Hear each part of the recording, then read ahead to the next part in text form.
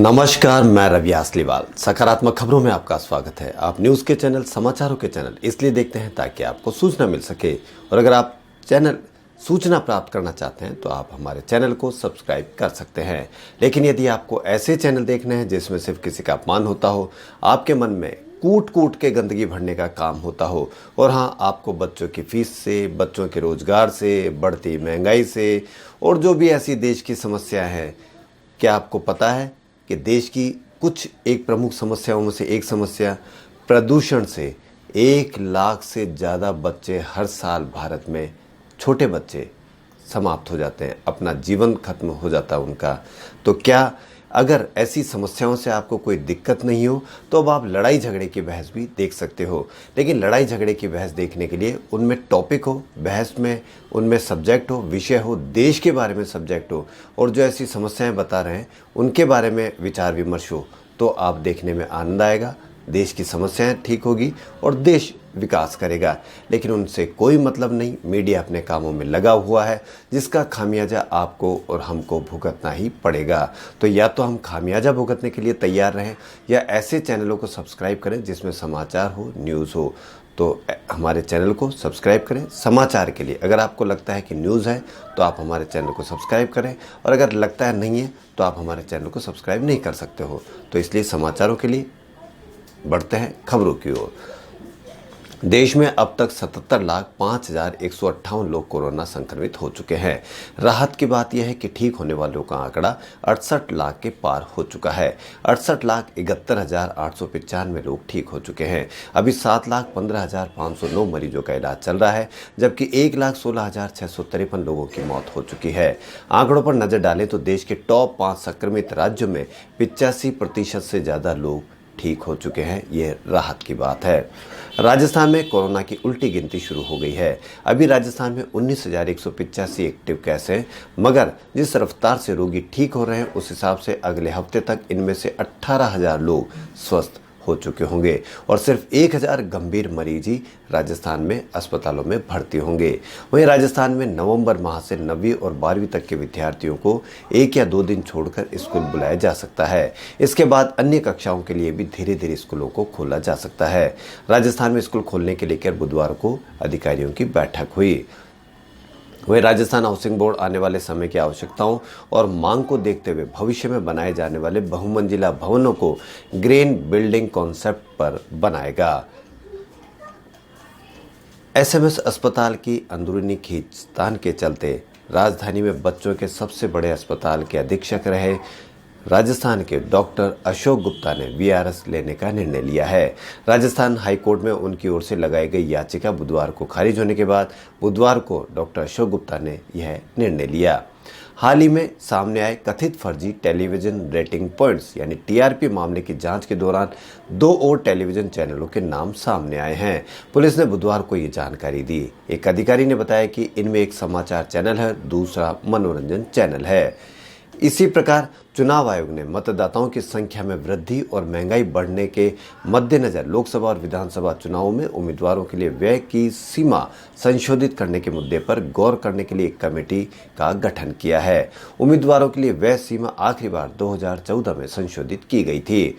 वहीं एक शोधकर्ताओं ने 1,72,000 साल पुरानी एक नदी का पता लगाया है जो राजस्थान में बीकानेर के पास थार रेगिस्तान में बहती थी, और संभव है कि वह नदी आसपास के क्षेत्रों में मानव आबादी के लिए जीवन रेखा रही हो और वहां के लोगों के लिए बसने में सहायक हुई हो। यह तथ्य क्वार्टरनरी साइंसेज रिव्यूज नामक पत्रिका में प्रकाशित हुई है। इसमें थार रेगिस्तान क्षेत्र में नाल गांव के पास नदी के बारे में जानकारी दी गई है। जर्मनी के the max Planck institute for the science of human history, Tamil Nadu के अन्ना विश्वविद्यालय और कोलकाता के IISER जैसे संस्थानों के शोधकर्ताओं द्वारा किए गए अध्ययन से संकेत मिलता है कि पाषाण युग में उस क्षेत्र में आबादी थी जो अब थार रेगिस्तान बन चुका है। वहीं भारतीय सेना प्रमुख जनरल MM नरवणे बृहस्पतिवार को विशाखापट्टनम में भारतीय नेवी को स्टील्थ लड़ाकू युद्धपोत INS कावरत्ती सौंपेंगे। यह प्रोजेक्ट 28 के तहत स्वदेश में निर्मित 4 पनडुब्बी निरोधी जंगी स्टील पोत में से आखिरी जहाज है। वहीं महाराष्ट्र की उद्धव सरकार ने जांच के लिए CBI को दी गई आम सहमति को वापस ले लिया है। अब महाराष्ट्र में हर केस की जांच से पहले केंद्रीय जांच एजेंसी को राज्य से इजाजत लेनी पड़ेगी। उद्धव ठाकरे सरकार के इस कदम से केंद्र और राज्य के बीच वापस टकराव बढ़ने की आशंका है। रेलवे की नए समय सारणी में कई तरह के बदलाव इस बार देखने को मिलेगा। नियमित ट्रेनें चलने के साथ ही 350 से अधिक पैसेंजर ट्रेन एक्सप्रेस ट्रेनों में परिवर्तित हो जाएगी। मिशन रफ्तार के तहत रेलवे इस तरह के कदम उठाने जा रहा है। हालांकि इस परिवर्तन से यात्रियों को थोड़ा आर्थिक भार भी उठाना पड़ेगा। वीडियोकॉन समूह की 13 कंपनियों की दिवालिया प्रक्रिया से बाहर निकलने के लिए दूत परिवार ने ऋणदाताओं को 30,000 करोड़ रुपए अदा करने की पेशकश की है। वहीं कोरोना महामारी पर मंगलवार को प्रधानमंत्री के राष्ट्र के नाम संबोधन को यूट्यूब पर महज 1 लाख लोगों ने सुना, जबकि 24 मार्च को देश के नाम संदेश को प्रधानमंत्री कार्यालय के यूट्यूब चैनल पर लगभग 90 लाख लोगों ने देखा था। भाजपा के अपने YouTube चैनल पर भी दर्शकों की संख्या 1.25 लाख ही है, जबकि PIB के YouTube चैनल पर प्रधानमंत्री के भाषण को अब तक सिर्फ 27,000 लोगों ने देखा है। आज का दिन भारतीय अंतरिक्ष कार्यक्रम के लिए बेहद खास है। आज से 12 साल पहले इसरो ने 22 अक्टूबर 2008 को चंद्रयान 1 का सफल लॉन्च किया था। ऐसा करने वाला भारत दुनिया का चौथा देश बना था। वहीं प्याज की कीमतें फिर आसमान की ओर बढ़ने लगी है। देश के कई शहरों में प्याज का खुदरा रेट 50 से 70 रुपए के आसपास पहुंच गया है।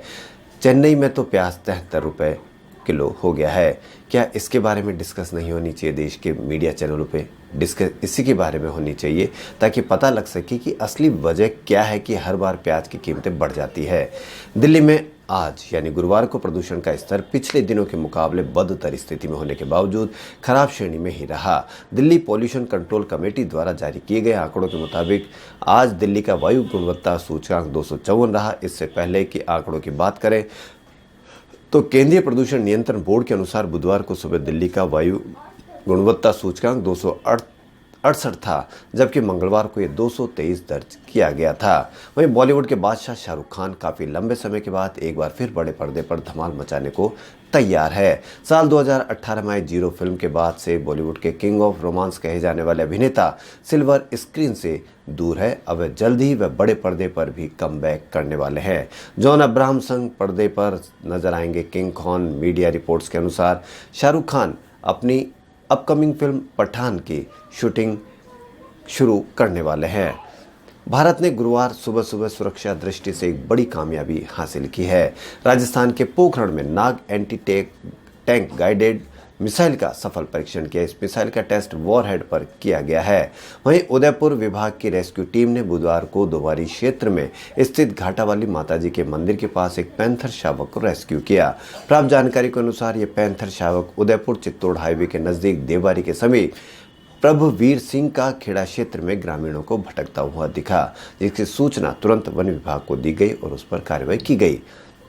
वहीं उदयपुर जिला युवा कार्यक्रम सलाहकार समिति की बैठक 23 अक्टूबर सायं 4:30 बजे जिला कलेक्टर चेतन देवड़ा की अध्यक्षता में कलेक्टर सभागार में आयोजित होगी। ये जानकारी जिला युवा समन्वयक पवन घोसलिया ने दी।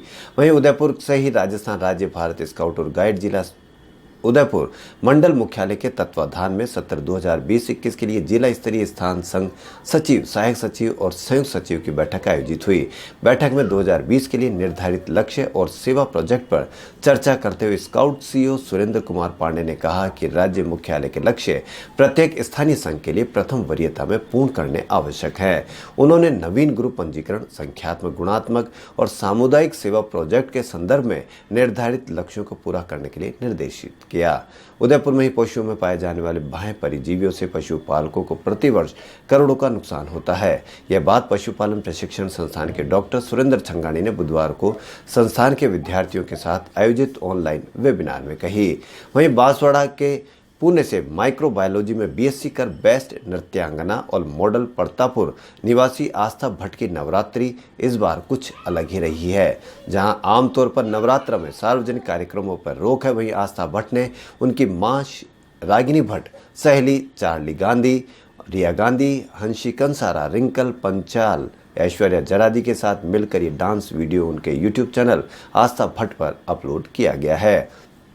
वहीं लाडनू विश्वविद्यालय अनुदान आयोग यूजीसी के निर्देशानुसार जैन विश्व भारती संस्थान के तत्वाधान में कुलपति प्रोफेसर बच्छराज दुग्गड़ के मार्गदर्शन में सतर्कता जागरूकता सप्ताह का आयोजन 27 अक्टूबर से 2 नवंबर तक किया जाएगा। समाज कार्य विभाग के विभागाध्यक्ष डॉक्टर ब्रिजेंद्र प्रधान ने बताया कि इसके तहत राष्ट्रीय स्तरीय कार्यशाला, सेमिनार, कॉन्फ्रेंस, विभिन्न प्रकार के प्रतियोगिताएं, शपथ ग्रहण समारोह आदि का आयोजन किया जाएगा।